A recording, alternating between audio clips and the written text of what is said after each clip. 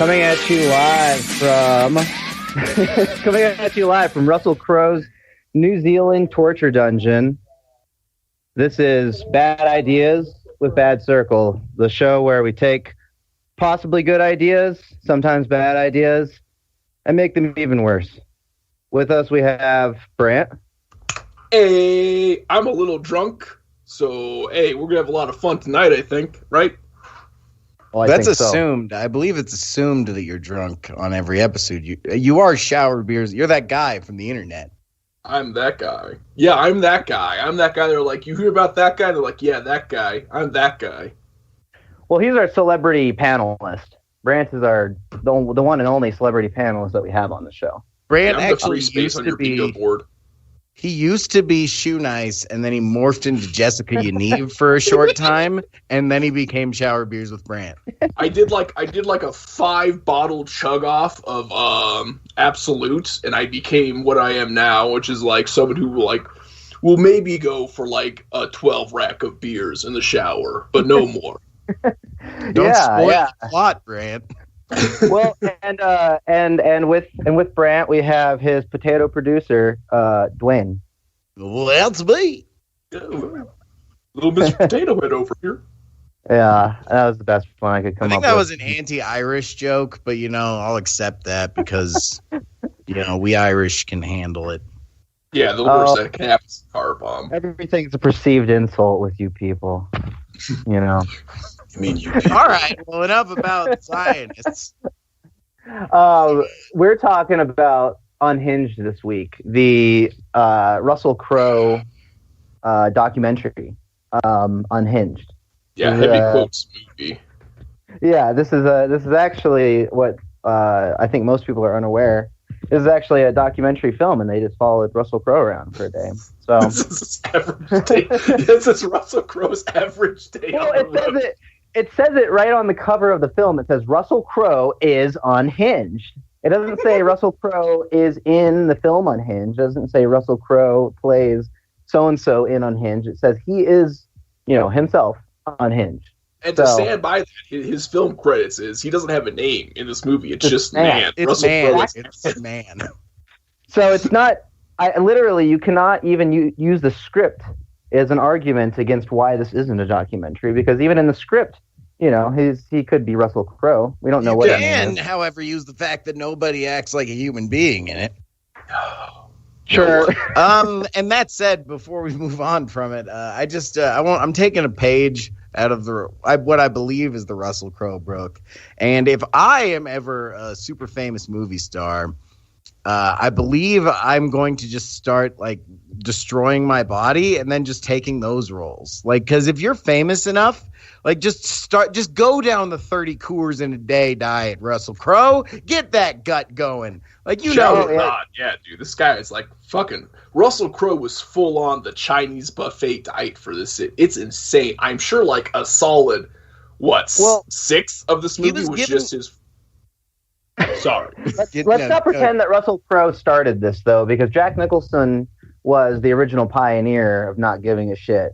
True. I guess it happened a little bit later, maybe in Jack's career, but I mean, you can't get to Jack Nicholson eating a hot dog in the ocean status. I don't know, man. I feel like it's probably pretty close because there's not a lot of footage of Jack Nicholson with any gray hairs at all, a singular gray hair, and he doesn't look like he's been fucking nailing cheeseburgers and showing it to the Laker girls. Well, and Jack Nicholson did not beat up a hotel clerk either, or something. Whatever Russell Crowe did back in the 90s. Allegedly on that one, dog. I think. I don't know. No, not allegedly at all, man. It's that's real shit. He was banned from the U.S.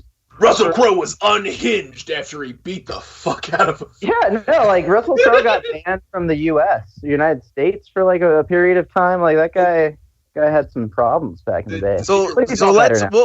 We're gonna find plenty of times to dive all over to dive into the sweaty pools that form on Russell Crowe's neck in this movie. But I wrote down the plot beat for beat. So if you want to take the adventure, pretty quick. Yeah, no, this should be a pretty quick one actually. every episode, our producers in the back, they're the ones listening right now behind the glass. They say that we take a little bit too much time talking about the plot of the film. This one should be pretty quick, honestly.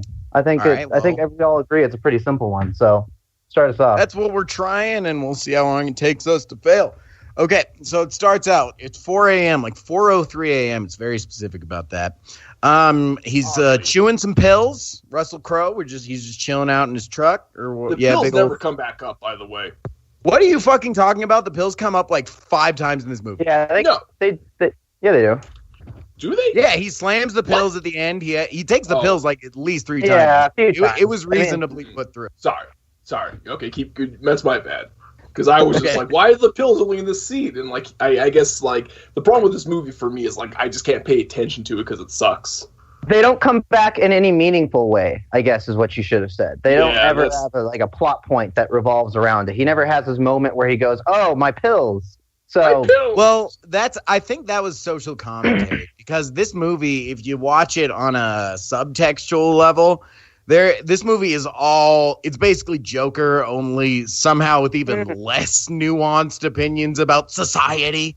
But, that's that intro. So we have. We haven't even gotten to the intro. So he's sitting in his truck.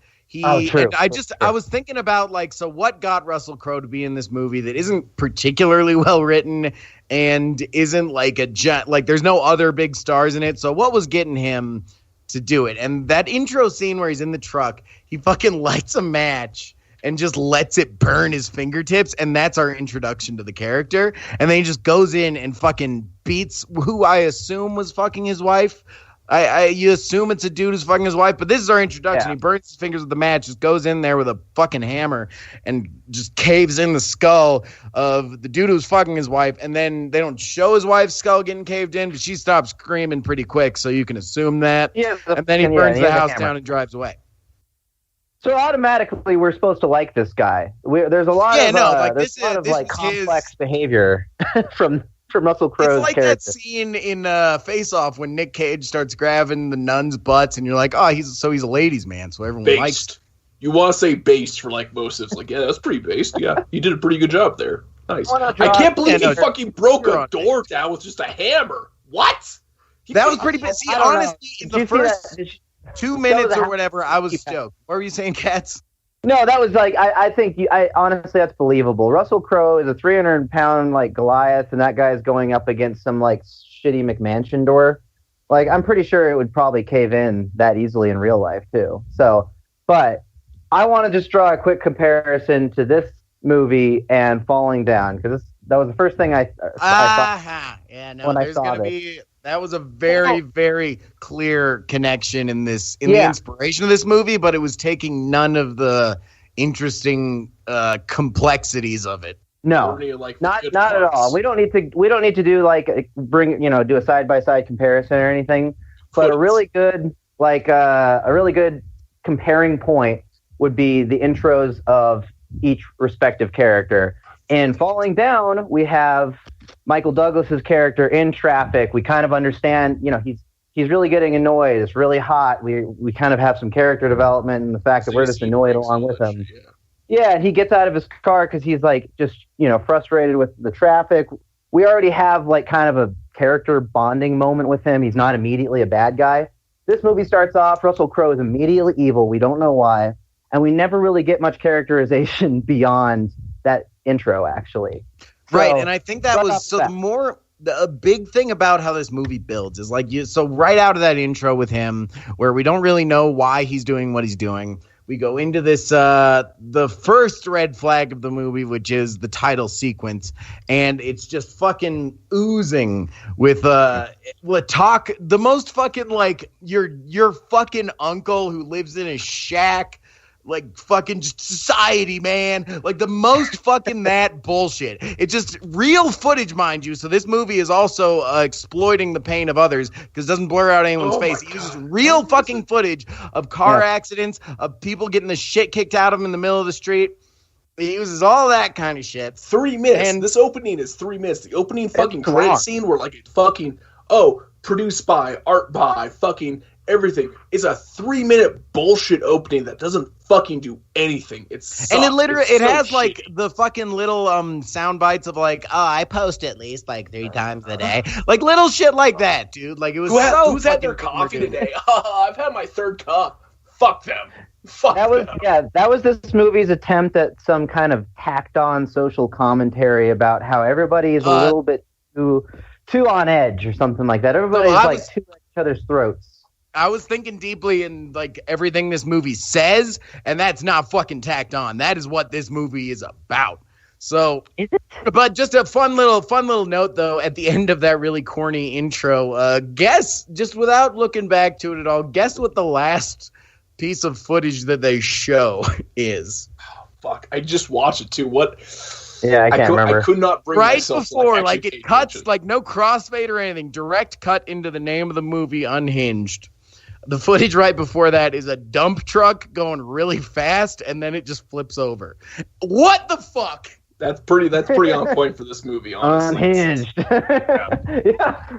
Unhinged is trash fucking went everywhere. Yeah, it's not a dumpster fire. It's just a literal dump truck, like, getting into a collision. Like, fire's too, not even a dumpster fire. Much for this movie, honestly. Yeah. Fire's too... After Russell Crowe's buffet bill, fire's too high on that fucking budget for him. The dump truck was on its way to the fire, but it didn't make it.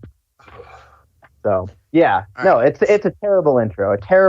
But then we get into his mom waking up too late, and his mom as in kids' mom, not Russell Crowe's mom. Yeah, not Russell Crowe's mom.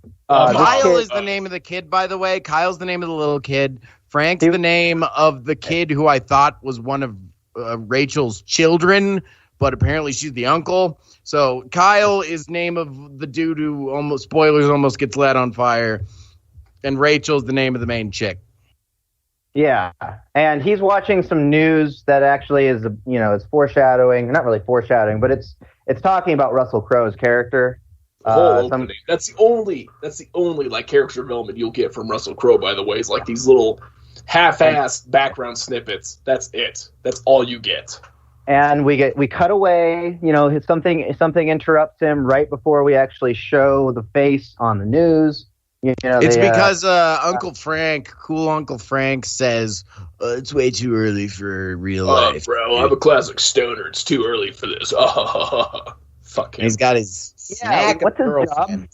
He's trying to like start his own business or something, right? That's it. That's you just described. No, he's like trying to start his own business, man. Like, what are these people? And you always ask him. They're like, dude, I'm like gonna start my Pilates. Like these people, man. They're like leeching off society, man.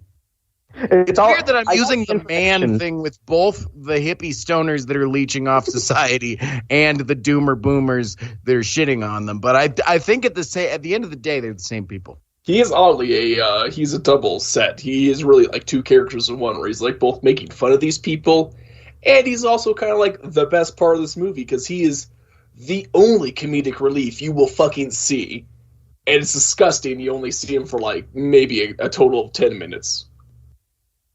Yeah, what comedic relief does he even provide, really, though? He's not, I mean... Just in the beginning.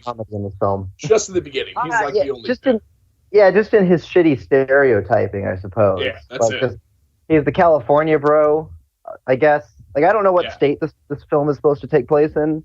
But... I was getting, honestly, no shade on Detroit, but, like, I was thinking it was like Detroit or Cleveland or one of those towns that has, like, more of like a generally accepted, like, oh, that place is poor. I personally got like very East Coast vibes where it's like, because as a West Coast boy, I just could not understand how fucking any of this movie happened, but we will get into that later. This is the breakfast scene that we're talking about. This is the breakfast scene. I mentioned Russell Crowe's accent is Southern, though. So maybe he's a transplant. Yeah, that's one way to put it. Southern for like maybe 10 minutes when you first meet him, and then just kind of falls away afterwards. So let's get New Zealander. Let's get through this big setup of the characters before we talk about the juicy jelly bean that is Russell Crowe. But the setup is happening, but the important thing that's established in this scene is Rachel, who slept in because she's a fucking bad mom or whatever the movie's supposed to say. No, she's a good mom. It didn't make it clear what the dad point sucks. was. But no, actually, no. I think what it's the problem. No, I think the movie's blaming society, and I'll get to my points on that later. But yeah, either way, the only thing this scene really establishes, it also has the only good line in the movie where the mom is like, "Where are my candy cane scissors?" And then Uncle Frank says, "Why would you need to cut candy canes?" The only good line in the movie. But I thought she was literally talking about scissors that cut candy canes at the time, so it wasn't funny to me at the time.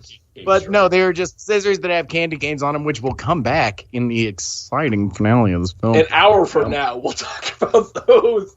Literally almost exactly an hour and like 10. Yeah. This movie is so, like, I checked when it felt like the second act was starting when they met Russell Crowe, and it was like at the 30-minute mark. And I checked when like the third act was kind of about to break into, and it was like right around that, the final 30-minute. This is a very, like, the studio just was like, get it down to 90 minutes. God damn it. Oh yeah, no, that was written into the script. It was page by page. They said, okay, this is time stamped.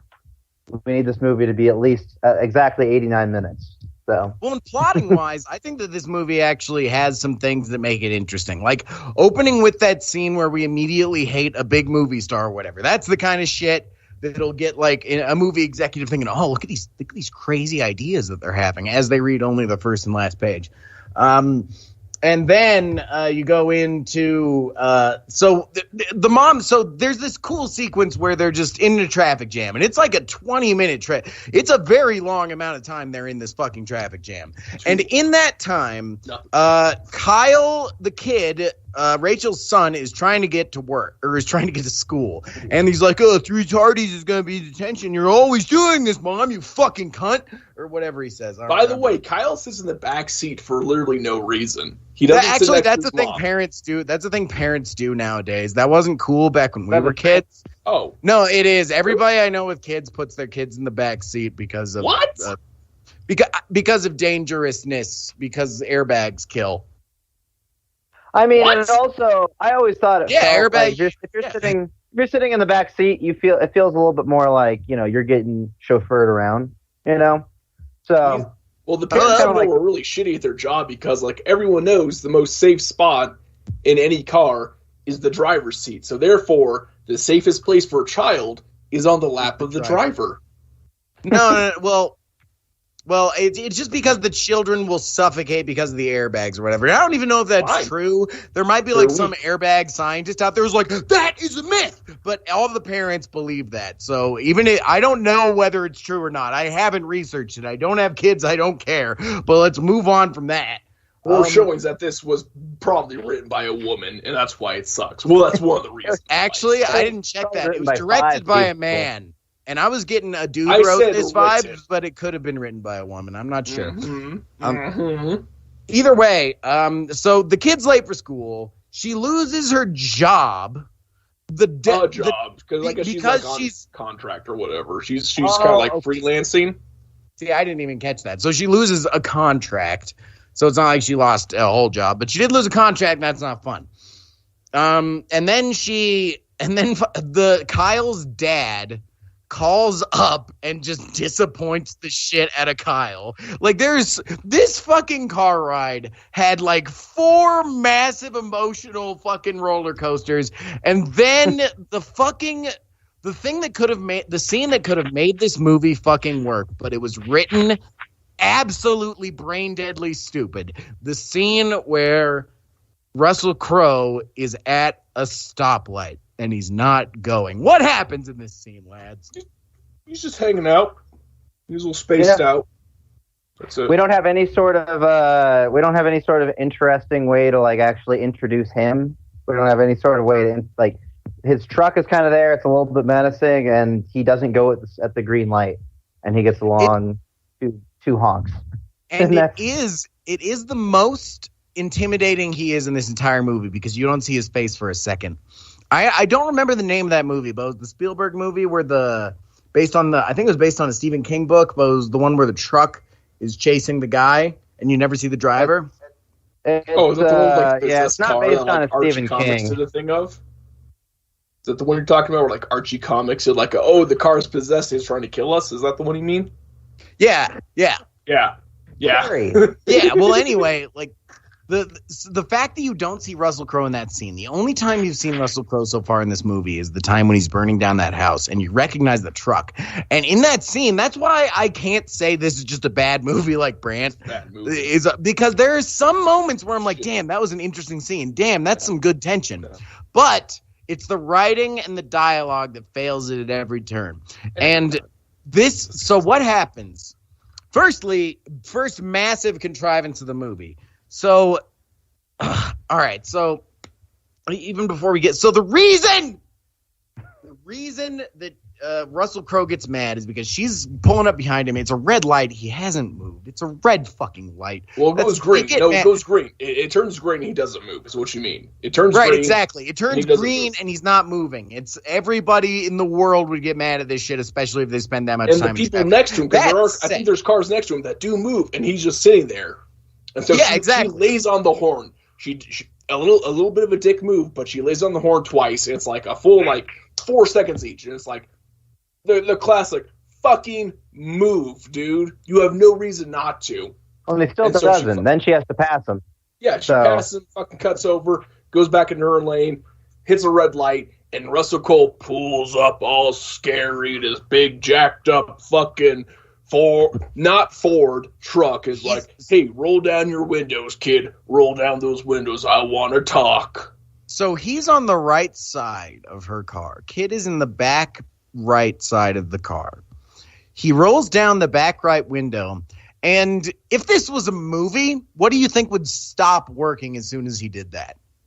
Well, you think it would be the window, because it was in this instance. It was the window. So this long conversation happens, and so this movie was clearly very much, and you can tell by the intro, this movie was clearly very much inspired by footage of people just going nuts in traffic and kicking the shit out of each other and stuff.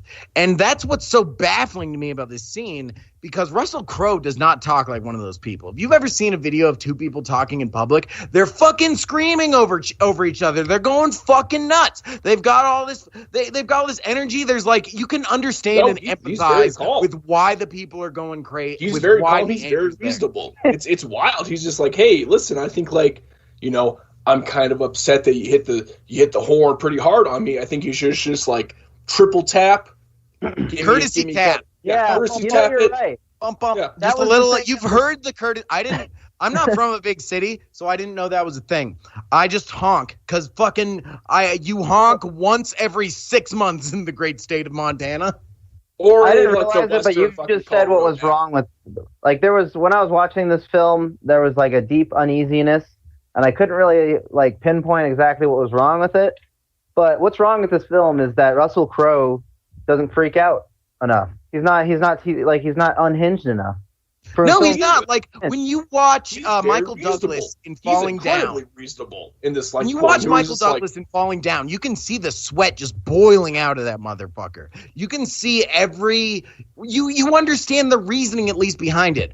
I don't know if it was all Russell Crowe's fault. Because I think this character, it could have been Russell Crowe's fault, but it feels like the character was written to be like, I'm a quiet bad guy and I'm just gonna kill you and that's justice. Yeah, like a classic apart. Seven kind of thing. Is he pulls up and he's like, he is the first to say, I apologize. I'm sorry. I was a little spaced out. That's my bad. Which is a very good point because he was being nice. He was being really nice. And she, right before this happened, right before the little honk thing happened, she was giving some very nice advice, being a good mother. But now all of a sudden she won't even talk to this guy. She's being a massive bitch to him because he's not giving her any anger. I would not feel any anger or think she was a bitch towards her if he was being mad at her. The entire scene falls apart, and with that, the entire movie falls apart on the back of that scene because he wasn't acting realistically. Yeah, because anyone else would be like, you know what, right, you're right, I'm sorry. I am very sorry, Russell Crowe, and your big, not Ford pickup truck. I shouldn't have, thrown the honk at you. I shouldn't have fucking passed you and flipped you off the whole way. You're right, I'm sorry, I was mad. Thank you for being the bigger man in this situation. You really helped me here. Realistic. Yeah, but if all the scenarios in this film had been realistic, this would be a half hour long. The movie wouldn't fucking happen. That's the whole problem. It's just one thing after another.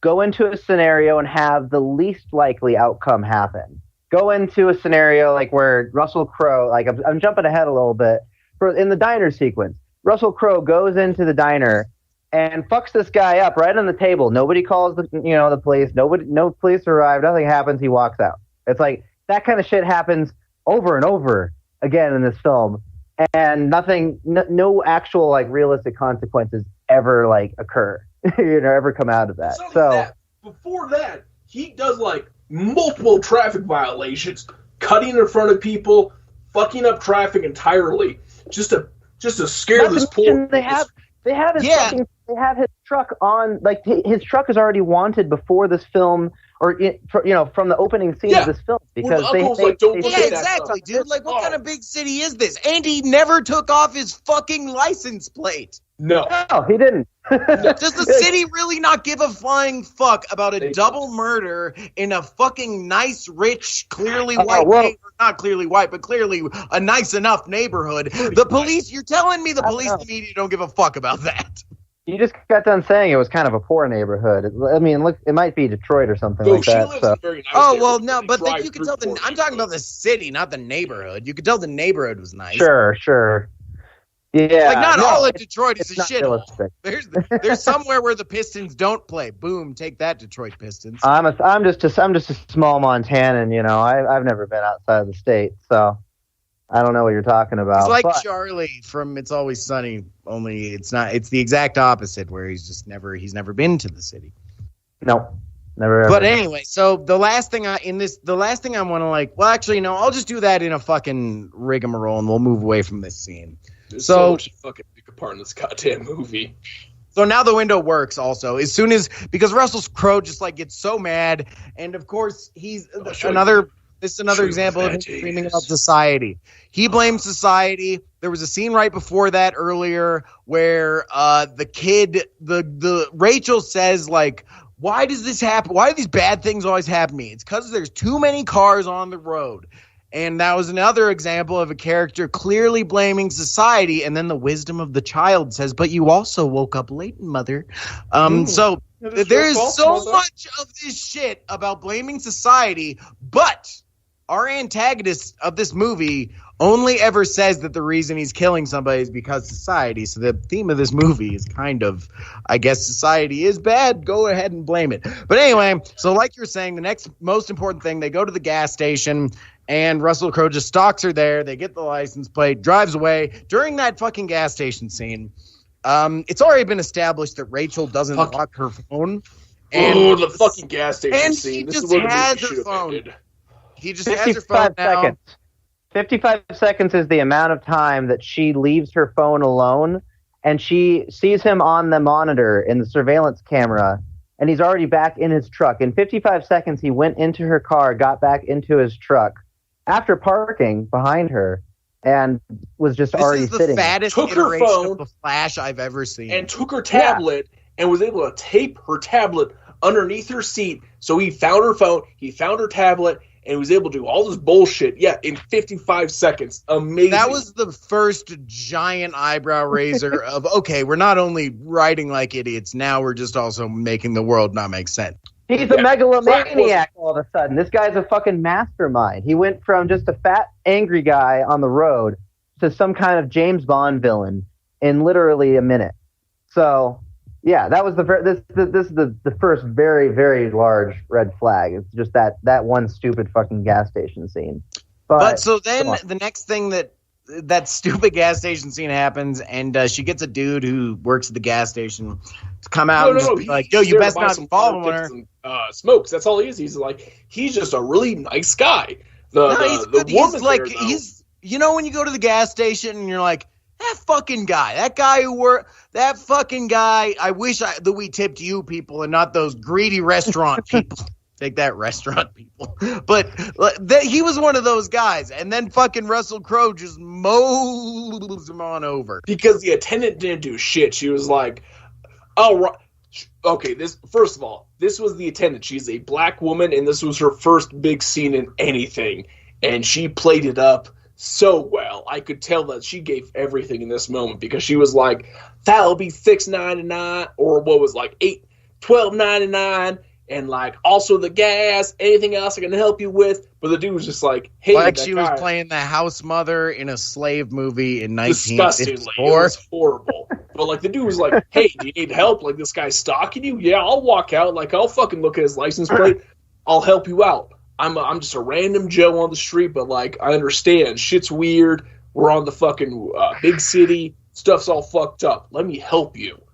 And this poor guy, Dwayne, just take it away from him. He gets hit by a Prius right after he gets hit by that truck. Like, that guy. Yeah, no, see, like, fucking Russell Crowe mows him down, and he goes up on the hood.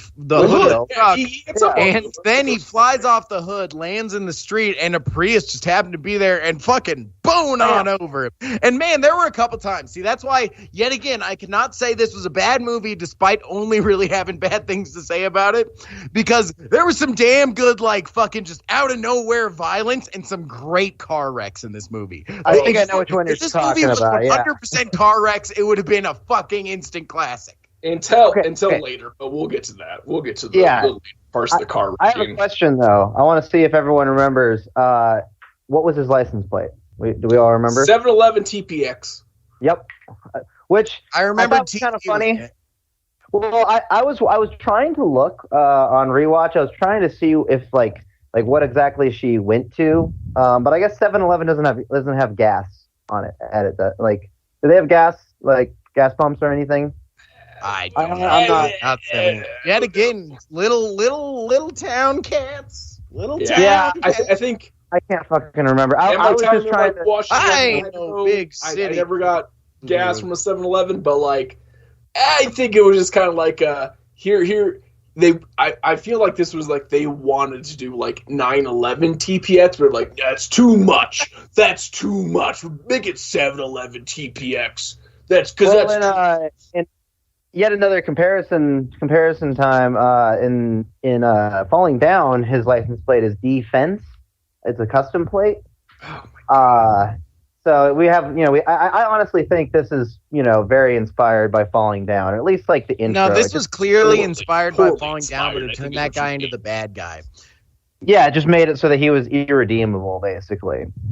So, and that's also like a big difference between this and Falling Down was Falling Down actually had like a really it had like a certain sense of humor. Like everything he was ranting about was reasonable, but you were also supposed to look at this guy and be like, poor guy, man. And Falling Down had so there's also something that this film I thought missed out on. Its biggest like failure, I thought, was there's not any good deaths.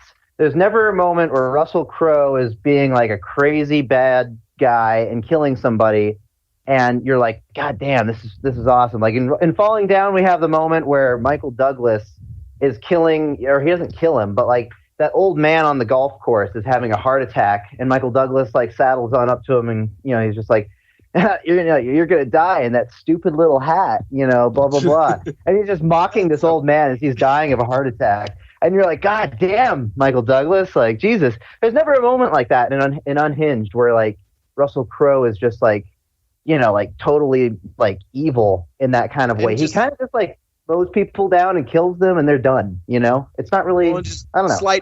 Slight public service. I agree with you fully, but slight public service announcement to the world.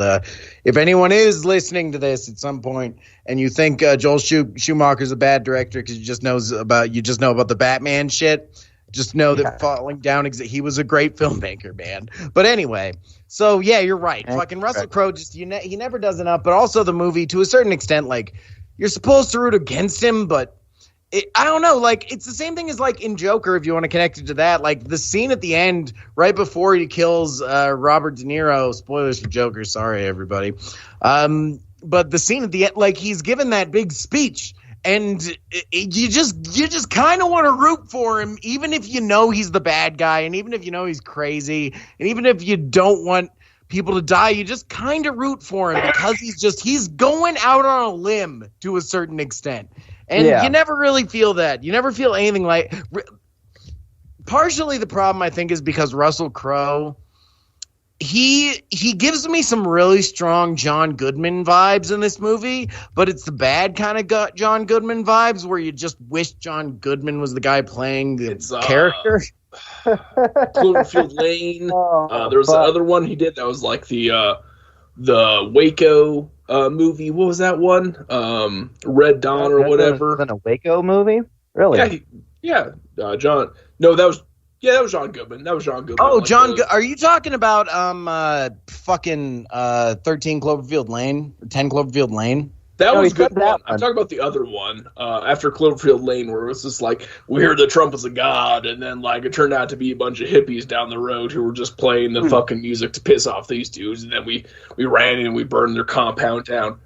Without that, but like John Goodman. Ah, man, dude, like, and honestly, Russell Crowe, he's a great actor, but I think John Goodman would have done a better job of, like, I don't think John Goodman would have made this film any better, though. He would, I mean... No, because the dialogue just wasn't working and the direction of the character wasn't working. I was also thinking, like, Kevin Spacey. Like, this is the first time I've pined for Kevin Spacey since that one night in 1997 at the nightclub.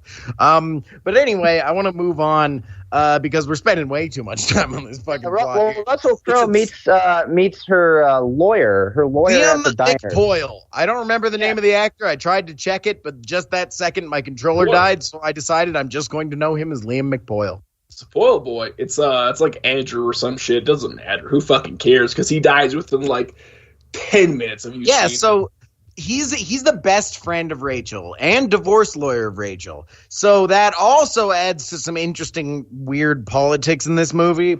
But so essentially, just to skip over a lot of it, he goes to the meal with him, and there's a whole thing about he used her phone to find him, and he's calling her on a burner phone that he also installed in her car, aside the fucking iPad while stealing her phone. No, that's one thing. The man was prepared. Like, he had this shit ready to go just in case he had to fuck somebody over on the freeway. Exactly. No, he knew what he was going to do that day that he spur of the moment decided to murder his family. But anyway. All right. I'll show you what a bad day is. I'll show you what a bad day is. Good point. That is also a big theme of the movie because that's what he says to her. That's the entire reason he's doing this shit. He sees her, she pisses him off, and now he's like, I'm going to show you what a truly bad day is, which seems like such a bullshit idea to make a character do this shit, but whatever, here we are. The movie exists. So he just kills Liam McPoyle, who did a great job, by the way. Shout out to Liam McPoyle in this movie because his character really had nothing to do. And if you look at the dialogue on a page, it looks really flat. But listening to him do it, he brought so much depth to that. Like, every little look he gives, you can buy that guy just sat at that diner for 40 minutes waiting for someone to show up. Because he's so good. But anyway, he just gets fucking murderized brutally. And it's on the news and everything. And now she's calling the cops. I wrote down what else happens. So then she like hears him. I think she calls the cops after that, right? And then he goes and kills her. So what happens then is he goes to their house.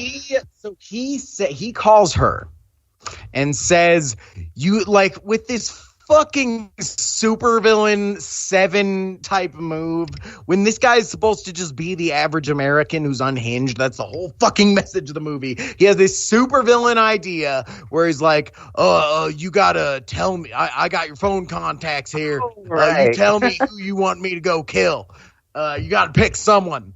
And then so she says, kill me, because this movie has like a really bad tick where it'll just say what's happening, which is intended to make it look less obvious how stupid what happened just was. Like her not having her phone locked. Like there's just a scene where the little boy says, "Why don't you lock your phone?" Or the mom, you don't lock your phone? All of a sudden working. So there's a line where the kid says, "Oh, the window works now." Brand, what are you saying? Yeah, exactly. The same thing you said, like, you don't lock your phone anymore, Mom? Why? Oh, because I almost got in an accident in traffic because trying to unlock my phone. Oh, the window doesn't work. Oh, like I'm gonna we should get that fixed, Mom. Everything falls back on this kid who they only hired because he could cry on command. That's it. That's I thought that kid actually did a pretty good job. As far as kid actors go, I thought he did a pretty damn good job. He's at least 18, and he should have at least a solid. You thought that kid was 18? Well, actually, I don't want to. He plays the same character. He was in the Child's Play remake thing, and he does the exact it's just he does that surprised face or that. That's called being a child actor who isn't DiCaprio exclusively in Gilbert Grape, but outside of that, DiCaprio was just oh, look at me, I'm a little rascal.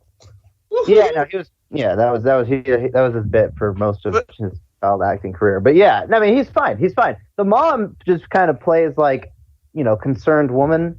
She's pretty one note, honestly, too. I guess she's. I thought she could be better, but she did okay. That looked like a role that they really wanted a movie star for, and they clearly didn't get, But that was just on the strength of the script, probably. I don't fucking know. But anyway, so the thing I'm saying when I'm bringing up this whole thing about how the movie sets up a thing and just uses that as an excuse to, you can't call us dumb now, we pointed it out. She says. He's like, you got to choose someone to kill. And she says, well, kill me then. So that tells us, audience, you can't think she's a bad person. And then she immediately says, go kill this bitch that fucking just fired me who used to be my best friend. Okay, so now, but she said kill me first, so we're not supposed to think she's a bad person. I hear you loud and clear, movie. No, they have it both ways with that scene. They make Russell Crowe worse because he's like, you're going to kill your ex-husband who's stealing all your money. He's dealing with these divorce lawyers just like me. Who is me? Who is an ex-estranged husband? Just like me. I'm glad you brought that up again. Because that was one of the things that I also had a problem with. So this movie keeps blaming society. Every little turn, it says people, and it shows shots where they're just basically what you'd call judgy shots, where you just cut to someone in there's a scene where fucking Russell Crowe is trying to box her car in traffic, and she looks for help, but people are just looking at their phones. There is so much of this judgy bullshit in this. And when it brings it back to that scene, the only scene where you get the strongest direct motivation from Russell Crowe is that scene where he's killing Liam McBoyle, and he says to him, you're a divorce lawyer and you screw over innocent men like me, hardworking men like me, which at least to a certain extent to me says that this movie is telling you this movie's message, and it gets nailed in further but at the very ending of fuck your divorce lawyers. No, this movie's message is there are bad people out there. A lot of them are probably men's rights activists and giant bearded fucking angry white dudes who got cucked, and just be nice to those people because they're gonna explode all over you. And I disagree with every single part of that fucking message. Yeah, no, this film does have a very anti-angry truck driving white dude, message at the end of the day, I guess. Which I think was partially why people really liked Joker, because Joker said that it's really bad to freak out on the system, but it also said, hey, you should feel for the people who are freaking out on the system. So, you know what this movie feels like? This movie feels like if they took, I don't know, I think you guys both saw it. You remember that there was an anti-Trump ad back in 2016 or whatever it was, and it was the truck thing. The truck ad where he's running down I don't know, a Mexican kid or a Muslim children in the street. There's a kid who's just trying to get home from school, this movie feels like the film adaptation of that political ad. I know the Sam Hyde meme of that. I don't know. I don't think I've ever seen the unedited actual it's the same. It's the same ad, Grant. It's the exact same ad, only without the coverage of Sam Hyde smoking a cigar. It's just ridiculous. And this film accurately this film is the best example of like an actual like like feature length adaptation of that. But yeah, no, it's just that hyper polarized like political message of like, oh, it's this guy is causing he's causing a lot of problems. He's a bad guy, and we don't really get a reason for it. There's a lot of movies where like there was definitely a good idea in here. Like I was so behind a 15-minute scene or 20, however long that scene that was just in a traffic jam. I was hoping the whole movie was going to be just in the traffic jam because I was like, I've never seen that before. What the fuck you got? Like, let's see what happens. Yeah, that would have been interesting. Especially because think about how horrifying that would be if you were just in a traffic jam. Like, all right, okay, I'm 2 lanes over from Russell Crowe now, but I don't know. Like now it's starting to be like they couldn't write their way out of that. Somewhere they try to start like melting each other with magnifying glasses. But anyway, they couldn't write their way out of that. Though. They couldn't think of anything interesting. Like they probably thought about that for the first like few pages, and they're like, "Oh, this is too hard. Like we can't do this. We got to make them go here, and we got to make them go there." Yeah, exactly. So the next thing that happens, the most important, is there's a whole thing there, and there's actually a kind of interesting tense scene there. But he lights Uncle Frank on fire and murders Uncle Frank's girlfriend and makes Uncle Frank read a what? Yes, Mary. Her name's Mary. They like Mary. Yeah. So he makes Uncle Frank read a letter saying, "Oh, it was your fault that Mary's dead." Okay, man. So I really wanted to get through this plot quickly, but there are so many places where you can just pump the brakes and say, all right, this is a problem with so many movies. But fucking they do this thing where if you're gonna have your character do a big monologue about what's affecting them, it's not gonna land if it just sounds like he's being a baby bitch ranting. Give him a fucking point. And write it better, you fucking cunts. But anyway, moving on. So he's on fire. So there's a whole thing with a cop there, and the cops die too, and he gets away. He took a bullet. He knows it's getting near the end. We're in the third act at the exact 60 out of 90 minutes. Oh, yeah, it's like literally like as soon as an hour hits, when you know like there's about 20 minutes left, it's like the third act starts. It's nauseating how fucking the third act was a lot more of a drag than the rest of it, but I mean, I don't know. So she gets the call and he's like, "Oh, I just killed Frank, now I'm gonna go kill you." Or whatever. And so now we've gotten to the fight part of this proverbial run hide fight. And her first move is to drive to the police station, which really should have been a move a long time ago. And on her way to the police station, she's like, "He's in a different car," because they discovered the tracking device that was in their car, and they use the Find My iPhone app. I'm going to speed run the rest of this fucking movie because I don't think there's a lot of interesting shit that happens after here. So he parks in her front yard. There was a scene right before this where she goes and rescues her son from the school, and it just cuts to the news, and the news it cuts to like the principal's office, and the news for like 3 seconds says only the rich in this society can survive. Just like a very small chunk of news, but they were able to put even more of their fucking stupid message in their browbeating ass. We're following protocol, ma'am. Oh, I was the one who called in the protocol. We're following protocol, ma'am. Cops are on their way. Disgusting. So stupid. Yeah, no, that was actually kind of run hide fight as well, actually, if you think about it. Jesus but Christ. So then they're on their way, final big car chase scene. There's a girl on the phone in this big car chase. Oh no, firstly we see the cop. She like drives up next to the cop and she's like, "He switched cars. He's in a van now. Instead of the truck, he's in a van now." And then the van, which is much less intimidating than the truck, and it makes it kind of a sillier chase scene. There's a scene where there's a girl who's on her phone and she just gets fucking disintegrated. There's a scene where the cop gets fucking eaten. A cop car gets eaten by a semi. He slams a silver Volvo into the back of the cop car, who fucking doesn't hold 90-degree stop, is in the middle of the fucking traffic. In the middle of the freeway! Do they not do that in multiple scenes showing like the traffic behind them as they're like weaving in and out of traffic. Don't look at the guy, he's in Rosie's car now.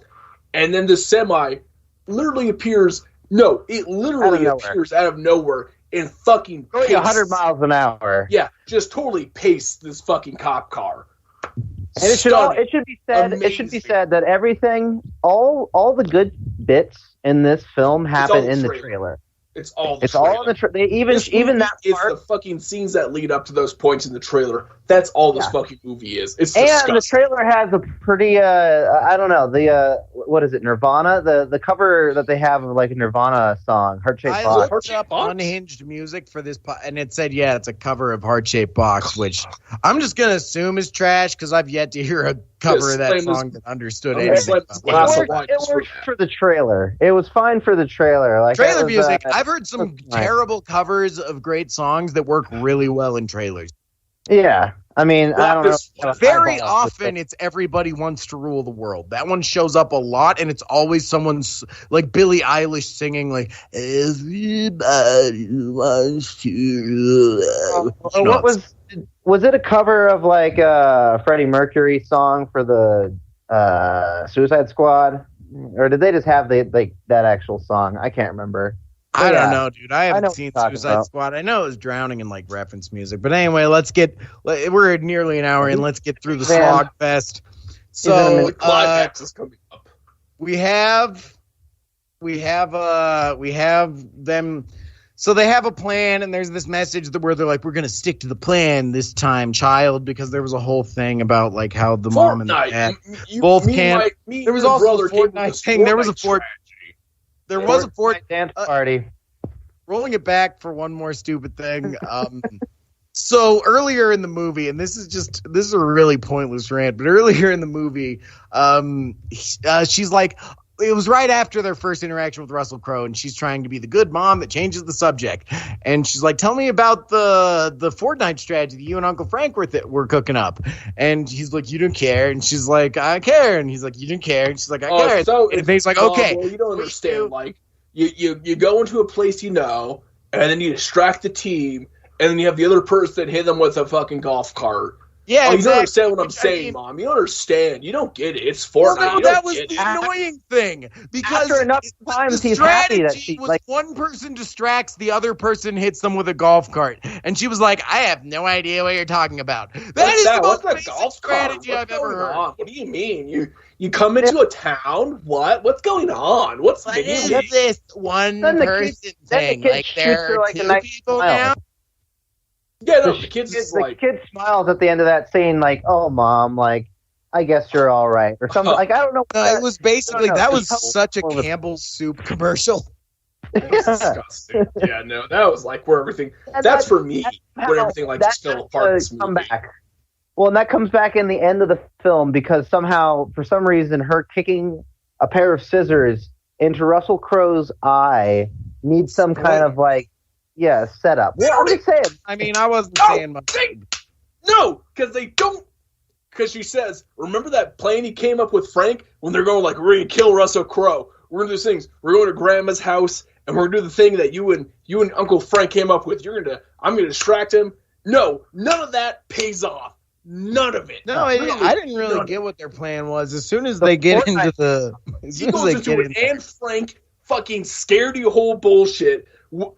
His grandma just happens to have this Anne Frank Jew fucking closet for no reason, and she just kind of was like, "Oh, I'm gonna like just fight Russell Crowe hand to hand." I don't know why the fuck they brought it up because it didn't happen. Could you say that, or would you say that she wiped out Tomato Town? Dude, she fucking nuked Tomato Town. She fucking threw some fucking real Israeli gas bombs on Tomato Town. But it had nothing to do with the plot of this movie because everything they brought up prior to did not happen. Did not happen. It was awful. I was so mad when it wasn't like her be like, Russell Crowe, look at me, and the kid hit him with a car. And he should have died by car. That would have fit so much better for this movie. But really, like, what happened? So she does her iconic jump smash, her iconic down jump smash, and just fucking gives him the candy canes in the eyes. And then he says, And then he says a classic fucking, what was the line that he says? There's your courtesy tap. Boom. Delivers the second final blow. I believe we have what special guest. 1 second. Gotcha, suckers. Wow, that is a catchphrase. Isn't that good? I just saw the poster. Cute. Steve. It was exactly that. Cut a little. I'm using the soundboard now, fellas. So someone thought that was like, wait, that's the thing. We're gonna put that in the fucking trailer because that's it. That's the big. No, that's another reason why I really think that this movie was like it was so written for producers, because that opening scene with Russell Crowe is cool, and then you flip to the end and like, oh, gotcha, suckers. Oh, there's your double tap. Nice. I see the poster. Perfect. Disgusting. Yeah. No. Can I double? I want to backtrack just a little bit and just point out that she led Russell Crowe to the kid. Like the only reason he finds the kid and starts trying to kill him is because she like just goes into that hiding place for whatever reason while Russell Crowe is looking for them in the house. There's no fucking reason why she somehow gets past really him. Botched the she execution. somehow gets past him to her son. Yeah. And then like I hope Katz, are you playing that gif of him just fucking backhanding the kid and breaking his nose? Because she somehow gets past Russell Crowe. Yeah, you can tell that this is a bitch who's never been to Tomato Town. It's wild. It's like, what the in the last 20 minutes of this movie are like, what the if you have a brain is what the fuck is going on? What? So this is Russell Crowe backhanding the kid for everybody that's watching. Oh my fucking god. You got to go to YouTube. This is for all our YouTube viewers. But yes. No, it's ridiculous. There's no reason why she needs to get there, or why she needs to go like say hi to her kid in the secret hiding spot when Russell Crowe is looking through the house. But yeah, then she stabs him in the eye. So I guess that's why. She stabs him in the eye. She kicks it into his eye, gives her iconic line, and curse you tap. And then they hug. There's the classic scene where. Nothing is every movie ever that has this scene. Nothing is established. It just this is the part where they hug and the cops are there and they hug and fucking. Everyone else might be dead. Mary, her best friend, who's the divorce lawyer, they're probably dead.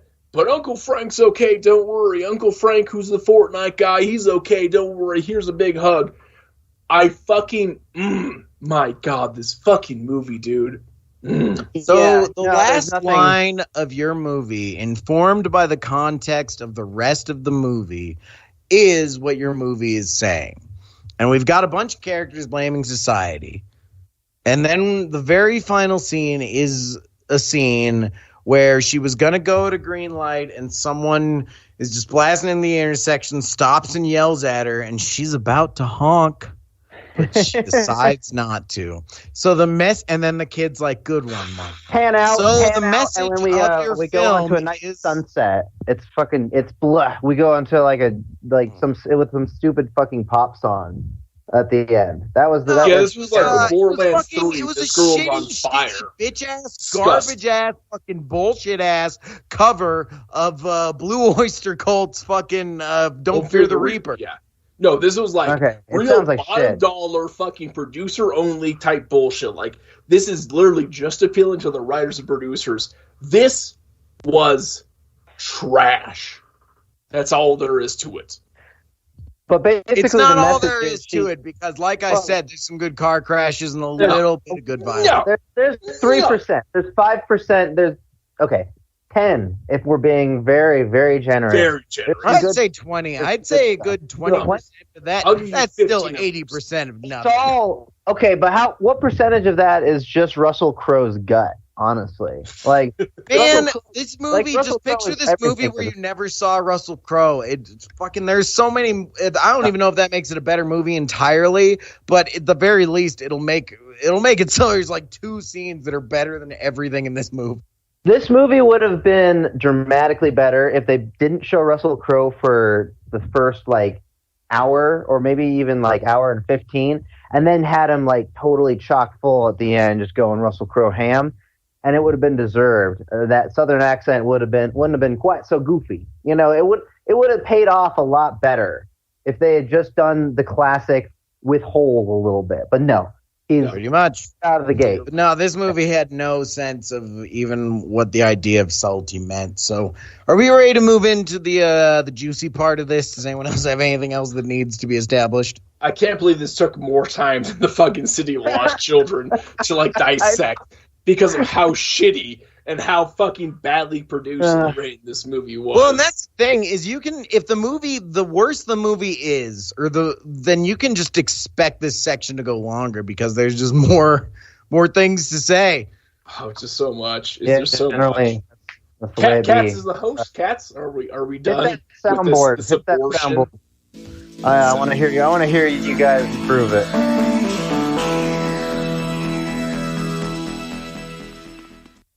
Okay. All right, so I'm seeing one more glass of wine. One more glass of wine for me, please. We're in our mobile producer's studio in the big Ford truck, in Russell Crowe's big Ford truck driving around Detroit right now. Not Ford. Maybe a Ford. It might be a Chevy too. I don't know. We're still trying to figure out who's going to sponsor the sequel, so we'll decide what kind of truck this is later. Can you put Russell Crowe on for a second?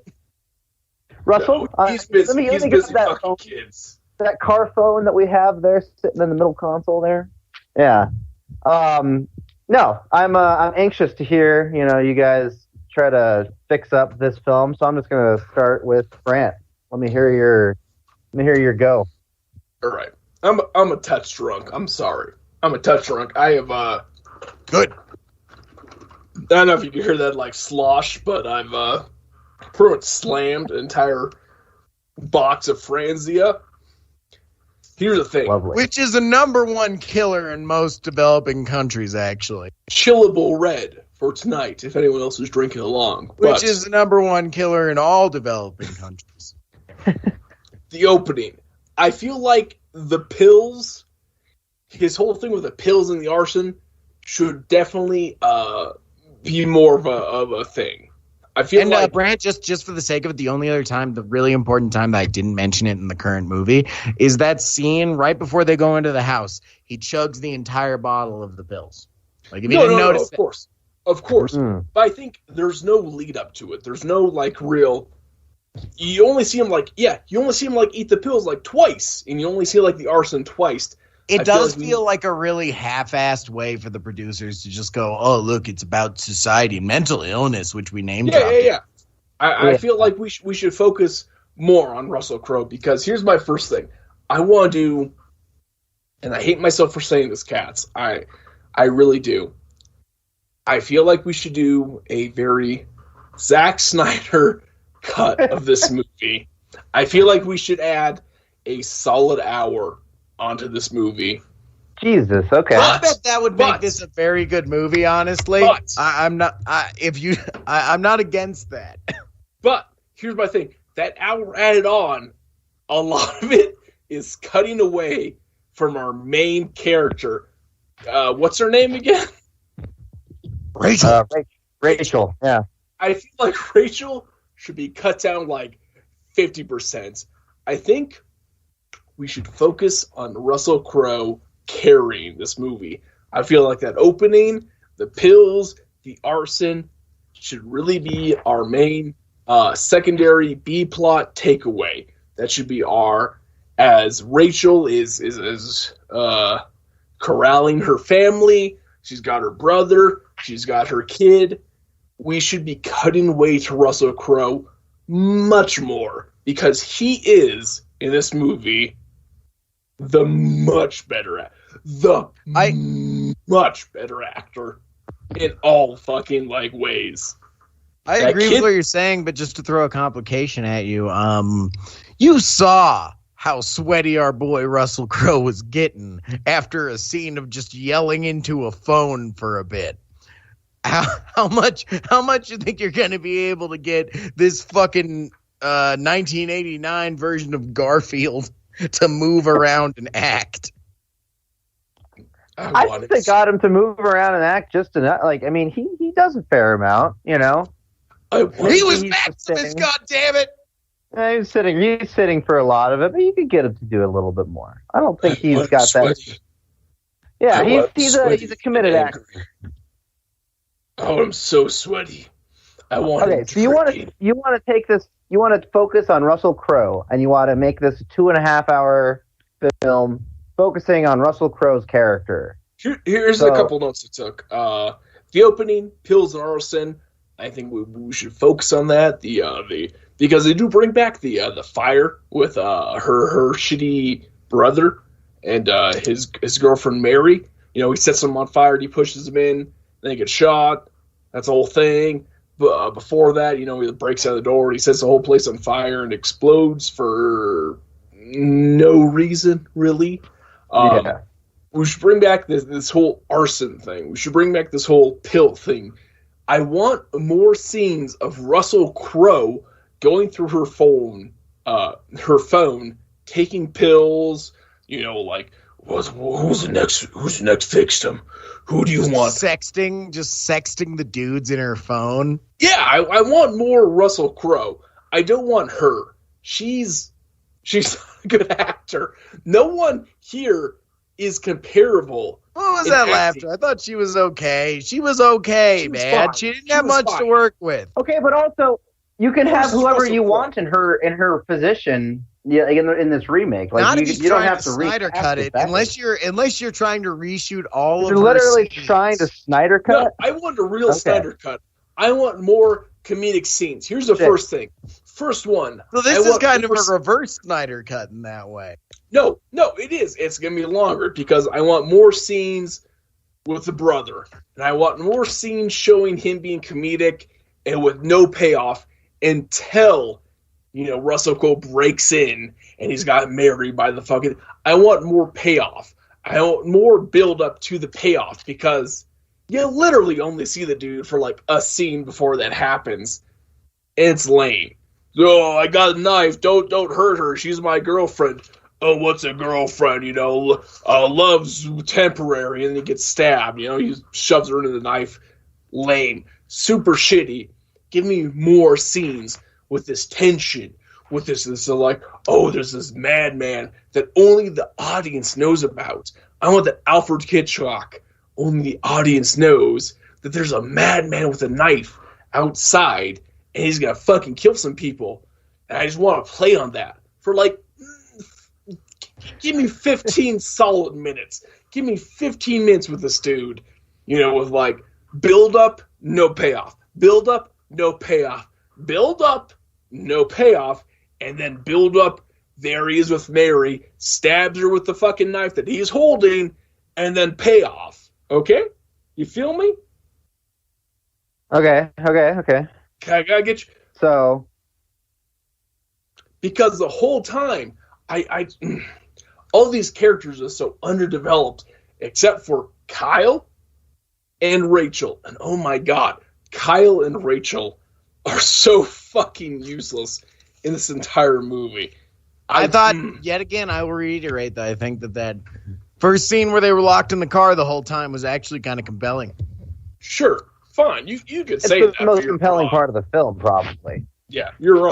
But except for maybe the intro scene. Literally, dude, the first like 15 to 20 minutes of this movie were interesting. Also, minus the intro sequence. I don't know if you guys missed this. Is Russell Crowe still wearing the same shirt from the opening of the movie? Because it's got some. Are you saying like today? It had blood on it. It did have blood stains on it. It did have blood stains. I would be surprised if Russell Crowe hasn't changed the shirt. It's the same light blue that he was wearing that like heavy downpour when he burned down that place before it exploded. No, those are supposed to be the same day. That was intentional. Yeah, no. Okay, so you realize that Russell Crowe is a madman. That's the thing. Holy shit, there is way, way too much on Rachel and this fucking kid whose entire thing was front command. Oh, yeah. Do you make Russell Crowe more redeemable? Or like, do we just lean all the way into him being like crazy? No, I want people, I want audiences to wonder who is the right person because, Rachel is a bitch. She won't say I'm sorry. She says, fuck you, dude. Well, she doesn't say fuck you, but she's like, I was to the right. You weren't going to turn. You know why? It was a red light. Fuck you, man. She doesn't say fuck you, but like, I want... She's a bitch. Yeah, I don't want this Rob Zombie torture porn because I fucking hate Rob Zombie torture porn. I hated fucking House of a Thousand Corpses, and I hate this. I fucking despise the idea of like, we're just going to fuck up people for the act of fucking up people. Those people were like particularly real, and they were clearly representing something. So, some of the violence against people that didn't need to get fucked up in this movie made me react more to it than I usually would. Yeah, that whole scene with like her brother and Mary was like, whoa, what the fuck? Why is this happening? After that, I was like, okay, I don't care anymore because he was an innocent bystander. So I want. All Mary had been established as, like, Mary was just in this movie so she could get killed. Literally, the only thing she did. Yeah, it was just the coupon thing. And then, there was one thing that I missed early on in this movie, but who the fuck was that chick across the street when she's getting into her car? Rosie. Okay, I thought that might have been the same person. You're 100% I thought it was weird that there was just a random character who had a better car. You are 100% where I'm going because I want more focus on her brother and Mary, and I want more focus on like. Are you saying defeminize this movie? No. I want more of a build-up. I want more of a build-up with no payoff with her brother and Mary. I want more of like a fake out kind of thing, like where he opens the closet and Russell Crowe's in there, but like the music cue says he should be kind of thing. You know what I'm talking about? Where it's like da da da da da da da da da da. Oh, you mean opens the fucking bullshit? Fridge. Yeah, the bullshit. You just want to put the bullshit in here. I want to add like two good. Like, how are we going to make Russell Crowe redeemable? That's what I want. You didn't answer my question. How's he going to be redeemable in this movie? He's going to be redeemable because, holy shit, Rachel is such a piece of shit for just not saying sorry. And like the whole thing, I want more Russell Crowe. I want more Russell Crowe supporting this motivation. That was such a flat motivation because it didn't like even. The reason when he gave such a big speech afterwards about how this is all about society and everything, it kind of undercut the fact that I think it was trying to say like just a little thing can push these people over, but like the fact that he had the big speech afterward really undercut that. Yeah, I want more of like you should be willing to say sorry for a small inconvenience. I want more of like you should be available to look back on your past mistakes. But if this was all right, make your point. I'm sorry. Like I said, Zack Snyder cut at about an hour on with Zack Snyder. He's like, "Hey, Russell, what's up, Russell Crowe? I'm gonna give you like most of the dialogue here. I'm gonna give most of the character development here. I want you, Russell Crowe, to make this movie work." And I know that's a heavy weight onto Russell Crowe, especially after he's gone through like so many rounds at whatever Chinese buffet he's closest to. But goddamn it, he can do it. He can do it. Russell Crowe can fucking throw this on his shoulders, and he can do it. Les Miserables. God, he's so good at that. Just drop the S. Just drop the S. You're real close. How do you say it? Les Miserables. Les Miserables? Wait, no, it's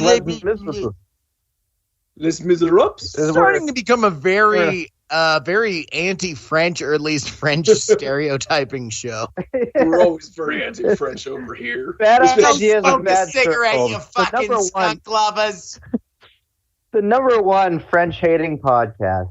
Always. I hope we can get that designation. I feel like that would be pretty good among some really weird demographic. Yeah.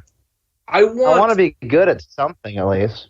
Every scene with Rachel. I'd rather be number one among somebody than number zero among everybody. Every scene with Rachel and Kyle, I about 50-50 here. I want replaced with Russell Crowe. I don't think, because Rachel is not an interesting character, but Russell Crowe is. I want more on him after the altercation at the stoplight. I want more on him and his ideals, like what's happening in his mind, because Rachel is a fucking basic bitch. Rachel doesn't matter, but Russell Crowe, God, he's so interesting. I want more on him. Brand, are we starting at the same point in this Yeah, version? same Or we point. start Same. start extrapolating. So what are some extra scenes, or not even necessarily specific scenes? This what Zack Snyder cut hits after she does the hard two honks and she cuts by him. I want Russell Crowe looking at Rachel as she drives away and saying, like, you know what? Okay. I'm gonna.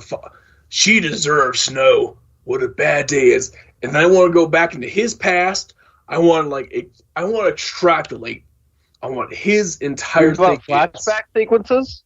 A couple at least. What this movie was missing was a quick dissolve. Russell Crowe and say gone. Yeah, with Russell. Because Russell Crowe getting yelled at by his. We cut to Russell Crowe. And that was what pushed him over to the. So this is a sequel to what happened at the beginning at Full Metal Jacket. If Gomer Pyle didn't fucking give himself a haircut, because we see at the beginning what Russell Crowe has done. I want more of that. I want more of what has broken a person to do these things. Getting kicked out of. Russell Crowe gets kicked out of art school at the age of 14. It leads him on his path of destruction. Yeah, that's like the weird. Sure, okay. The half-cut mustache is your discretion, but I want more of Russell Crowe and less of these characters that do not fucking matter, dude. Holy shit, Rachel. Do you keep the intro? Do you keep that intro sequence where it's like the lazy, stupid, like editing thing? Like that's just the dump truck shot remains. No, the intro would literally just be Russell Crowe in traffic and his rage building up as all this bullshit around him happens. While maybe like half of that intro, is going on. I would not make a full 3-minute fucking credit intro. That's disgusting. I don't care if you like sequence over the backstory of like Russell Crowe's character. You go, you have your flashback sequence. For a movie like this, you should not have like so many people fucking put up on your credit scene. That's disgusting. No, it's disgusting to have like. No, I'm saying it's the best part of the movie just because it was like, here's a bunch of viral videos, gamers. It was most weak. Interesting to watch in a way. It was weak. It was weak and disgusting. But Russell Crowe can make that as if you put him in the credit scene, like experiencing all this, like I lost my job at the whatever plant. No, my wife left me. I gotta take these pills. I'm so angry. And this bitch Rachel cuts you off. You know what? I'm gonna show her what a bad day is. Oh my God, that should have been the movie, man. Is focusing on Russell Crowe. All the shit with Rachel.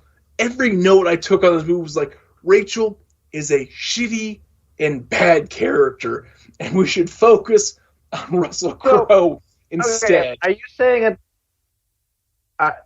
is there an alternate ending? Can we in this Zack Snyder cut? He's still gonna. He's the bad guy. It's falling down. He's still gonna go down. I'm sorry. Damn. Because that would be a great alternate ending if he just mows her down and then they both blow up in some kind of I was really hoping that the ending on this movie was gonna be like a he's still out there kind of like a Final Destination kind of ending. It could happen to anyone. I don't want to. He's in every American city. It could happen to you. Because in this movie, it could be any fat man in a truck. We focus so much on Rachel during this movie. I want scenes where, especially the gas station scene where she's getting soda and candy and lottery tickets. Instead of that, we have Russell Crowe, tracking her down. the very, Alfred Hitchcock way of like, you don't know the person has a bomb. Or no, you know the person has a bomb, but they don't. Kind of thing where like, he finds her, he gets her phone, and then he drives away. And that's the last he sees of her, is him driving away. She's like, oh, that was the guy. I don't want this fucking dumb bullshit where somebody, oh yeah, I'll walk out and I'll read his plates and we'll call the cops, and they don't. They never do. The fucking gas station attendant never does, apparently. No, I want someone. Well, no, the cops just suck at finding like very large and easy to find trucks in the film. Like that's a reoccurring thing because they're half of this searching for this truck. Yeah, yeah, there were so many identifiers on that fucking truck. The opening scene sets the cops on his path. Like they should have found him like right after that scene. Honestly, so the only thing I will say to defend it is this was only one day, and even when it's like a national manhunt for somebody, usually it takes like a day or two. Sure, but what if he had more like the Russell Crowe side of things, where it's like, yeah, I just stole a phone from some woman. I'm like looking down her contacts because for some reason she didn't put a lock on her phone. All this bullshit. What if we focused more on him instead of our female lead and her shitty kid Kyle? Rachel and Kyle are guys. They're the weak link. Russell Crowe needs to lead this shit. That's all I'm saying. If we're doing just turn it into a sequel to Vacation, and Russell Crowe's the dad. He's the estranged father. Yeah, Russell Crowe. One family meets a road rager, and they have to go to the same location. So one crazy adventure starts from coast to coast. I'm not saying number two. I'm not saying there should have been a romance in this. No, Russell Crowe should have fallen in love with Rachel. No, that's what this movie was missing. And then Rob Schneider should have been there as well. No. See, that's what I'm saying. Like, as much as I love the cheeky in tug Rob Schneider and all this stuff happening, I feel like we need to focus more on our protagonist. Our antagonist, because this entire movie is based on the protagonist's view. That scene where she drops off her kid. Like a normal movie, though. Yeah, no, like a good movie. Like certain kinds of movies, yeah. We make it a real good movie because, like, that scene where she drops off her kid and she's about to turn into traffic and some dude fucking cuts her off. He's like, It's like, oh, was that Russell Crowe? It wasn't.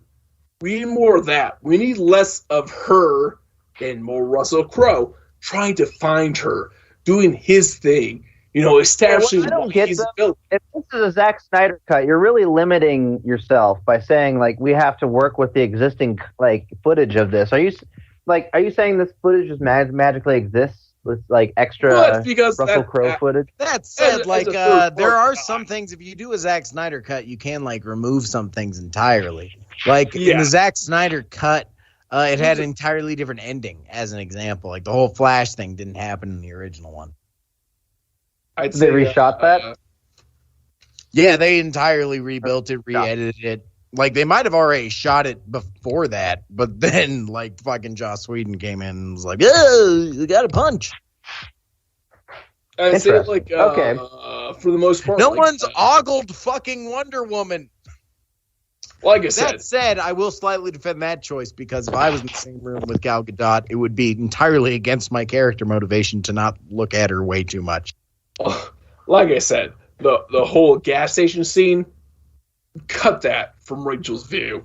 It should just be our boy going through her place, finding her phone, taping her shit up, and then driving away. And she only notices him driving away.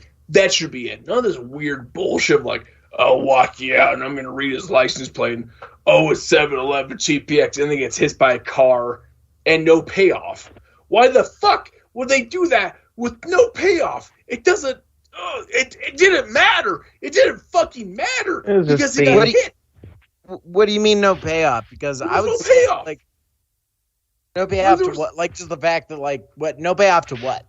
There's no payoff at all. Like, he went out and he said, like, oh, I'll call the cops, or this gas station attendant will call the cops. No, that was the payoff, because the gas station attendant was like, oh, I got your license plate. It's in my head. He said that. She didn't know. She didn't know that shit. And then he got fucking domed. No. You're writing bullshit on top of it for no reason, because it was only her and him. He said 7-Eleven TPX, and then I got hit by 2 cars, and nothing happened from it. No cops got called, nothing. She just drove down and hit a one-way street on her own for no reason because of it. No, prove me wrong right now, Dwayne. Prove me wrong. Wait. Well, the cops got called. The cops are already looking the whole for time. Them. The cops just stopped. This dude has been fucking breaking traffic laws, and no cops have been called until he hit the diner. No cops have been called. I mean, that is a good point. No, well, the cops, because like one of the notes I wrote down, and I wrote this down like before they even got to the gas station. It was like at the point when they were like fucking drag racing on a one-way, and I just wrote down like, where are the fucking cops in this city? Exact same notes. I took the exact same notes. Like, where the fuck are the cops? This is the thing. Russell Crowe needs to be the lead. That's literally, Cats, I will straight up, I'm going to say it right now. Russell Crowe is the lead for this movie. Everyone else is a B plot, but Russell Crowe is our A suspense. He's tracking these people down. He's looking through the phone. I want Russell Crowe. Instead of, oh shit, with Rachel and Kyle, oh, where's my fucking brother? Where's my kid? Oh, where's my husband? I want Russell Crowe looking for through her phone. I want him tracking her down. I want that to be the fucking ace. I want that to be like. So Brant, are you saying that this movie hinges on Russell Crowe? It is unhinged upon Russell Crowe, because without Russell Crowe, this entire movie is that was unhinged. It was unhinged from Russell Crowe. We need to hinge him back. Indeed. This is the Russell hashtag Crowe hinge the unhinged cut. Cats, I'm giving you a The rough original hour. draft was called Hinged. A rough hour. Yeah. Maybe a rough 45 minutes if we can cut it down a little bit, but like you gotta cut it down. Rachel and Kyle, they do not matter. Holy shit, all their dialogue and interaction is fucking so stale and boring. Just give it to Russell. Please, let us just hinge this movie on Russell Crowe's actual, real, honest-to-God acting as he, like, finds the phone and he goes through her shit. Because holy shit, everyone else is so bad. Sometimes when I'm watching modern era Russell Crowe, it feels like he left his acting ability at the Denny's he just came from. He's better than these guys, dude. Holy shit, dude. He's so much better. Yeah, well, what else has he been in? The last thing I saw Russell Crowe in besides this was Nice Guys, and he killed it in that. So I can't think of anything else he's been in. Valid point. Like, see, that's the thing. And like anything I've said, I bet if Russell Crowe did listen to this at some point in the future, he wouldn't listen this far. But I will say, man, he was. I just watched A Beautiful Mind a couple weeks ago, and that was one of the best performances I've ever seen. Like, Russell Crowe is a good actor. He's a very, very good actor. But there's something about when actors get to this later stage, Chinese, like you see that way less. No, indeed. But, like, what can you put on Rachel and Kyle driving through traffic? It's boring. It's stupid. It's Fortnite references. Yeah, or Rachel buying shit at the convenience store. Exactly. I want a Zack Snyder cut of this dude, this man, Russell Crowe. I want his version of the story. I want him doing these things and us knowing. Russell Crowe, shut the fuck up, Dwayne. Shut the fuck up. I want us to know what is going to happen and what's going to happen to Rachel and Kyle through Russell Crowe's eyes. I want us to see him going, oh yeah, I'll go fuck up your ex-boss, and him going to her fucking brother and Mary, you know, her, I guess because like they're only boyfriend, girlfriend. I want them going to that, you know, like him fucking all that shit up without her knowing. Because, oh my god, all this movie is just him telling Rachel, this is what I'm going to do next. This is what I'm doing right now. Less of that, more... What is he doing during all of this? Are we like in between scenes? Is he just like getting a hot dog and like planning things out? Like, what do we see? No, it's him going through her phone. He's just going through his daily life. Yeah, he's going through her phone. She has no We lock need on it. scenes of him taking a shit. Him driving to the place, him formulating the plan. However, Russell Crowe wants to do that, but like, I'm not saying if we could get, can we get like the trail, like the behind the scenes footage of just Russell Crowe on set, just like, you know, chowing down on like some, you know, some Vietnamese noodles or something, just sitting there. We can just kind of like piece that into the film. before he hits that the famous pancake place, you know, where he's like, you know, like if I can get Rachel on the phone, you owe me a cup of coffee, and if I can, I'll get you a cup of coffee, kind of thing. I want also like him to have a plate of pancakes and like sausage and bacon in front of him, and like, you know, her her lawyer to not have anything, and then he breaks her nose after he eats all of it in every scene. Yeah, yeah. But I want Russell Crowe to be like a real person in this movie instead of like the. Well, there's at least one take. There's probably at least one take of every scene in this film where where like in the first take, Russell Crowe was just eating, and they're like, Russell, you got to stop eating. Put down the footlong. And they stab someone. And the beer, Russell. Yeah, they stab someone. Yeah, Come on, this is the fourth take. But that's the thing, though, is if you're on like these indies, because that's the thing, and it's all. Whenever I see one of these movies where it's like a big actor with like no one else in the cast who even touches him except for the great Liam McPoyle, like there's always this weird vibe that I can picture on set where it's just everybody just as soon as they see Russell Crowe, they're like, okay, this is the Russell Crowe day. Like, oh, I gotta. Especially like on like the scenes where like they're driving through quote traffic. That's why I really, really wonder if like a bunch of the problems with Russell Crowe's character just not being actually unhinged were him just showing up and saying to rookie director, whatever the fuck his name was, hey, I thought it would be cool if I did like really cool, like if I did like super cool, like I'm a cool guy. I want more Zack Snyder guy. I'm a really big guy. Yeah. Yeah. I want him to like trying to be the villain. Like me, you know, like people think I'm a good actor. Might be right. If I did like that. Could I ask, hey, Dwayne, could I ask you real quick? Could I ask you real quick? I don't know. Can you? Could you ask me that the Tim Allen sound effect real quick? Could I be more unhinged? Amazing. Wow. That's all I'm saying. That is my entire reason. I think that's great. You just took out your Tim the Tool Man tool belt and went to town on that there television. I want him to be more unhinged. I don't want this girl. I don't want her kids. I don't want her brother.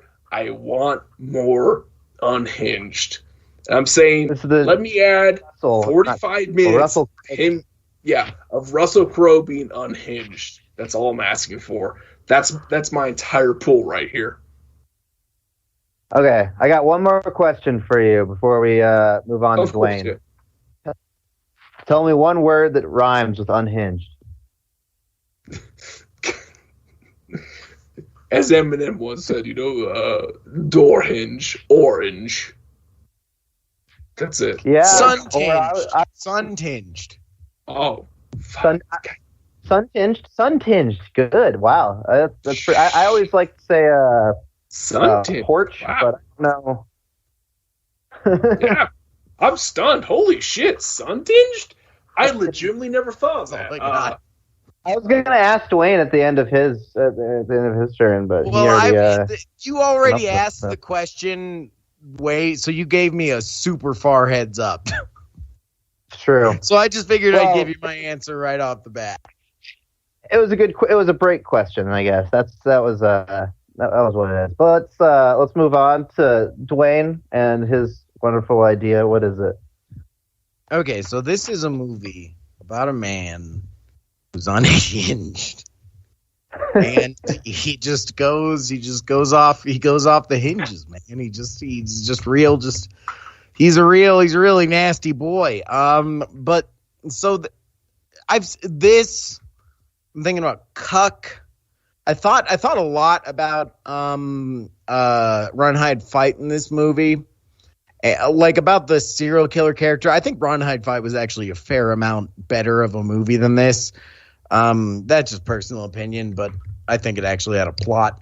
But so one of the questions that I was thinking about watching this movie and thinking about movies that are like it is why in this movie, why in this movie and why in real life?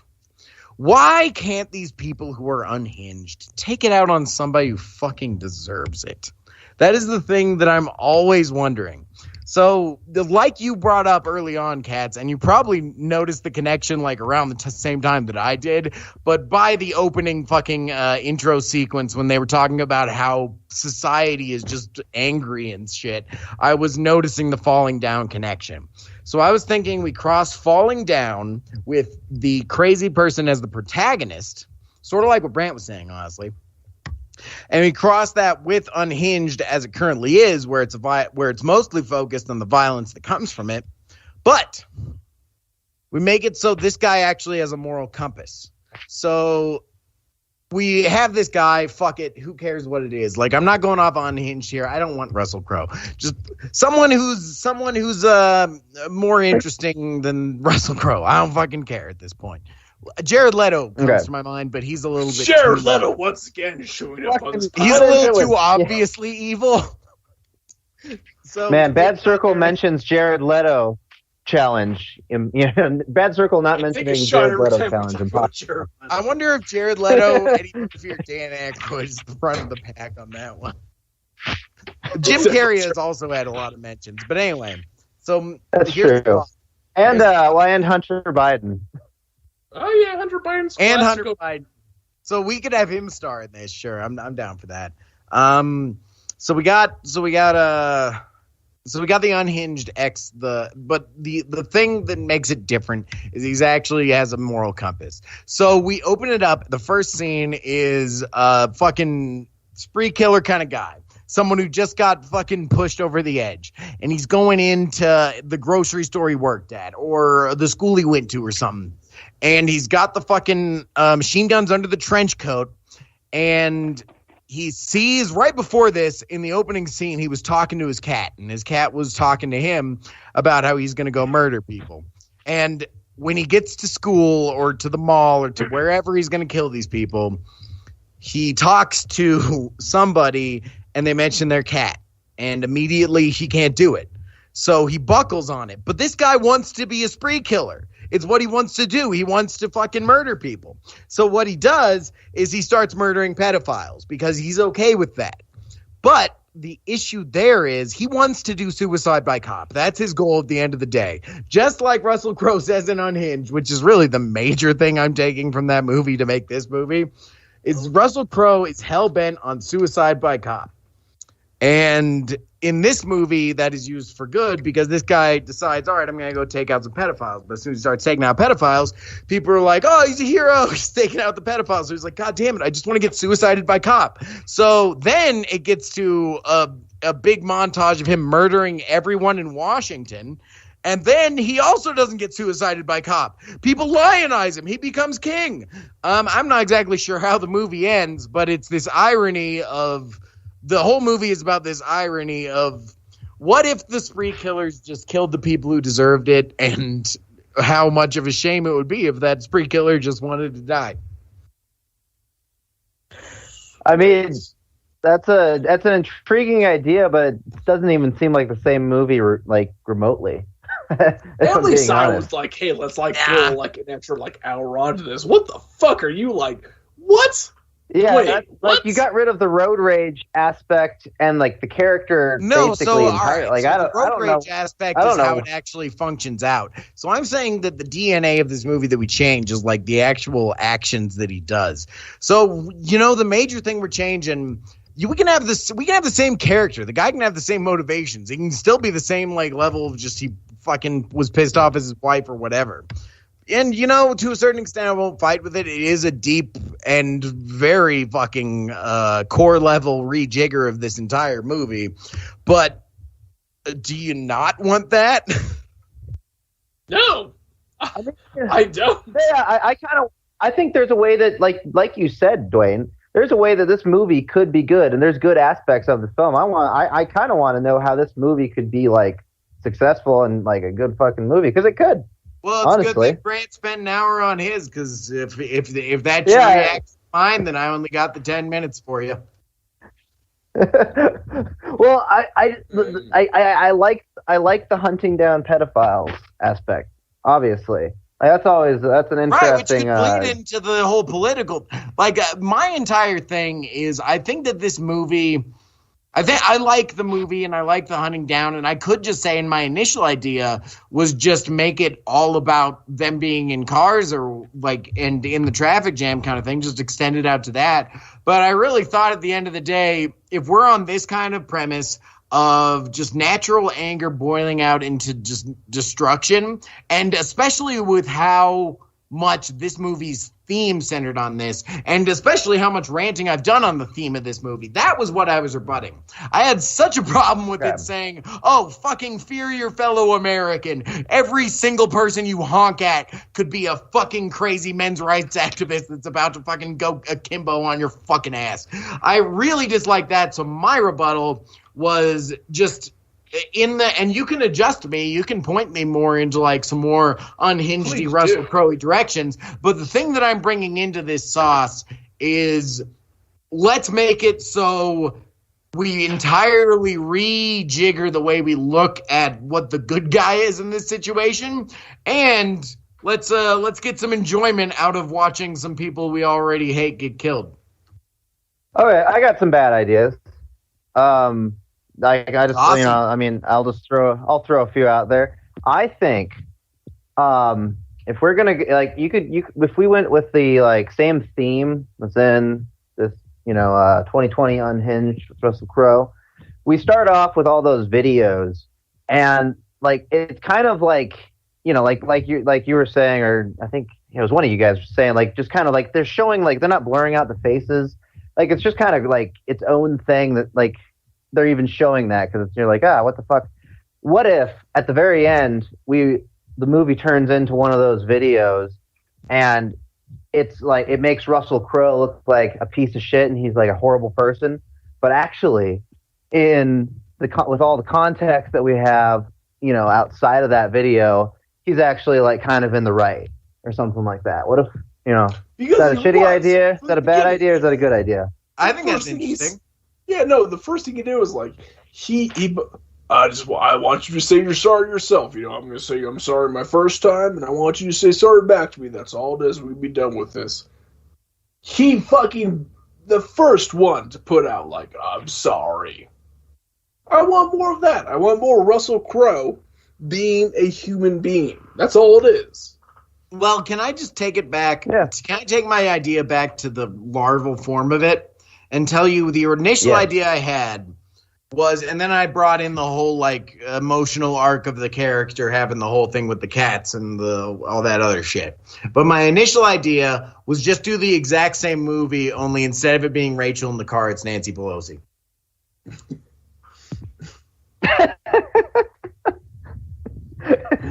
I love it. And then she goes to Washington and just indiscriminately, Republicans and Democrats, he murders every one of them. God damn it, man. You got me on that. You got me. That's I like it. It just happens to be. Why did I give you all the interesting politician thoughts that I think I actually want to use in one of my own movies at some point? TM, motherfuckers. If anyone's listening to this, TM. Yeah. Man, you went on that big, that big emotional, character building. It moved too far story away from arc Unhinged, which was against the DNA of this podcast. So, all you had to do is say Nancy Pelosi was Rachel, and that's you got me. That's amazing. He just goes to Washington and just fucking kills everybody, but not because they're politicians. How much more interesting would this movie be if you kind of were like, yeah, go ahead, Russell. Put a spike through Ted Cruz's face. Whatever. I would love to see. Yeah, it's just like Unhinged, and it's just like crazy people that are like actually just like reacting towards like major institutions. Like they're not going and like fighting in the streets. It's like I'm crazy, so I'm gonna go down to the local the local like city council and it's Unhinged, but we replaced the second act with him shit up. With him being more of a John Rambo type character, and then he just goes into Washington, man. And then he's got his 2 fucking M60s fully loaded, and he just goes down the right lane of Congress, and then he goes down the left lane of Congress, and then he makes Joe Biden suck his little dick. tiny little wiener. I propose that the McPoyle character. McPoyle is his assistant in this version. He's the guy in the chair in this version. Oh, I was gonna say it should be Pete Buttigieg, but sure. Who else? I mean, we could have like just play the man. We don't want to. we don't want to go listing off politicians, I suppose. But yeah, that's. I think that's a pretty great idea. Yakos nations of fucking politicians that want dead right now. It's the libel power hour yet again. Yeah, that you want Russell Crowe, like that Russell Crowe wants dead. Yeah, that I want Russell Crowe like that. Completely we don't want to go to jail, Minecraft. Mr. Government, but here's our ideas. But Russell Crowe is going to kill all the Clintons. Yeah. Chelsea, Russell Hillary, Crowe is actually. The Clinton body count is finally gonna work the other way. It's going to be the Clinton family body count. There you go. Okay. Well, yeah, Dwayne, you're the winner. That's What? My Zack Snyder cut of Russell Crowe actually being a character didn't win. Grant, you were the winner. You were the winner up until Dwayne just severely dumbed down his idea and just said Nancy Pelosi was Rachel. Okay, until he made it fucking thumb on chest retarded. Okay, I got you. I just need to make it more. Look at the first page. Oh, good writing. Flip to the last page. Gotcha, suckers. Yeah, it's gotcha, suckers. I got. Oh my god! Gotcha, Nancy. Holy gotcha. shit! You gotcha, sucker. This podcast has a long history. It has a long history of choosing the stupidest, first page idea. So, we got to give it to that. Yeah. This was supposed to be the Animaniacs podcast episode, but it wasn't. Yeah. But we are doing that next episode. So we're definitely doing that next episode. We're definitely doing it? Yes. We are. We are. Okay. We are. We're going to do that Sunday. What song should I go? I'm just gonna go find something. Talk amongst yourself.